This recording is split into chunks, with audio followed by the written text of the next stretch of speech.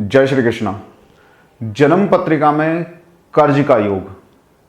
देखिए, कर्ज चूंकि बहुत आसानी से आजकल अवेलेबल हो गया है, मिलने लगा है, तो लोग अक्सर बिना सोचे समझे भी कर्ज को ले आते हैं और अपनी आधारभूत जरूरतों के लिए भी लोग कर्जा लेने लगे हैं। तो ऐसी स्थिति में बहुत जरूरी हो जाता है कि जन्म पत्रिका को समझना कि जन्म पत्रिका में कहीं ऐसे विकट योग तो नहीं है कि कर्जा चुकाने में ही दिक्कत आने लगे। तीन परिस्थितियां होती हैं जिसमें आपको कर्जा लेना पड़ सकता है या किसी व्यक्ति विशेष को कर्जा लेना पड़ सकता है। वो व्यापार की उन्नति के लिए, रोजगार की उन्नति के लिए, या स्व आवश्यकताओं की पूर्ति के लिए, जो आपकी आधारभूत आवश्यकता है, नीड्स हैं, या एंजॉय के जो साधन हैं उनकी प्राप्ति के लिए लिया गया कर्जा, या तीसरा है कर्जे को चुकाने के लिए लिया जा रहा कर्जा। तीसरी कंडीशन थोड़ी खतरनाक होती है। वो देखते हैं कि वो तीसरी कंडीशन कहां पर जाके ज्योतिष योगों में बनने लगती है। तो आप अपनी जन्म पत्रिका को देखिए, अगर षष्ठम भाव पीड़ित है, षष्ठम भाव पे अगर पाप ग्रहों की दृष्टि है, षष्ठम भाव का जो स्वामी है षष्ठेश, अगर वो अस्त हो गया है, सिक्स्थ लॉर्ड अगर कंबस्ट हो गया है, तो ऐसी कंडीशन में व्यक्ति को अपनी आधारभूत आवश्यकताओं के लिए भी कर्जा लेना पड़ सकता है उस ग्रह की दशा अंतरदशा में। अगर षष्ठ भाव का संबंध सप्तम भाव से है, अगर षष्ठ भाव का संबंध दसम भाव से है, या दसम भाव का और सप्तम भाव का संबंध किसी भी तरह से, चाहे दृष्टि संबंध हो, नक्षत्रों की अदला बदली हुई हो, ग्रह इधर उधर जाके बैठे हों, कि षष्ठम का जो स्वामी है वो दसम में बैठ गया है, दसम का स्वामी षष्ठम में बैठ गया है, सप्तम का स्वामी षष्ठम में बैठ गया है, या षष्ठम का स्वामी सप्तम में बैठ गया है, इस तरह से स्थान के हेर फेर से हो, चाहे दृष्टि के संयोग से हो, अगर सप्तम भाव और दसम भाव ये दोनों किसी भी रूप में षष्ठ भाव से योग करते हैं, या कुंडली में कहीं पर भी 12 भाव में से कहीं पर भी युति बनाकर बैठ जाते हैं, तो ऐसी कंडीशन के अंदर व्यक्ति व्यापार की वृद्धि के लिए, प्रमोशन की प्राप्ति के लिए, रोजगार को बचाने के लिए या रोजगार को प्राप्त करने के लिए कर्जा लेता है। यहां पर यह कर्जा साधारणतः वापस अनुकूल दशाएं आने पर चुकाया जा सकता है।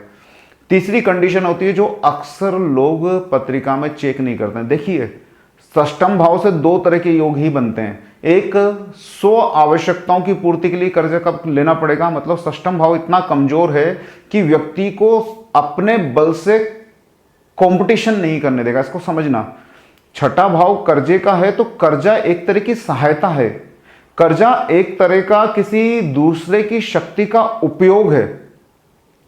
छठा भाव मूल तरह से शत्रु का है, या इसको समझ लिए छठा भाव मूल तरह से आपके साहस का है, आपकी जूझने की क्षमता का है। तो छठा भाव जब कमजोर होता है तो वो आपकी जूझने की, आपके साहस की, आपके अंदर कमी होने लगती है। आपका स्वयं का बल जिससे आप दुनिया के साथ कंपटीशन करते हो वो कम होने लगता है, इसलिए आप कर्जे के रूप में किसी की मदद लेते हो। तो जब स्वयं षष्ठ भाव पीड़ित होता है, अस्त होता है, छठे भाव में ही बैठ के वो अस्त हो जाता है और दुष्ट ग्रहों की दृष्टि भी उस पर होती है, तो व्यक्ति का साहस डगमगाने लगता है किन्हीं विशिष्ट परिस्थितियों में, या उसकी ऊर्जा, उसका कंपटीशन, उसके जूझने की क्षमताएं वहां पे जवाब दे जाती हैं। तो ऐसी स्थिति में वो कर्जा लेता है अपनी बेसिक आवश्यकताओं की पूर्ति के लिए भी। षष्ठम भाव का दूसरा ही योग बनता है कि षष्ठम भाव का संयोग जो सप्तम और दसम भाव से हो गया है, वो बोलता है कि मुझे व्यापार के लिए भी मदद लेनी पड़ेगी। आजकल इसका प्रचलन भी है। तो ये षष्ठम भाव से बनने वाले दो योग हैं, लेकिन एक और योग पत्रिका में बनता है और वो बनता है चतुर्थ भाव और द्वादश भाव से।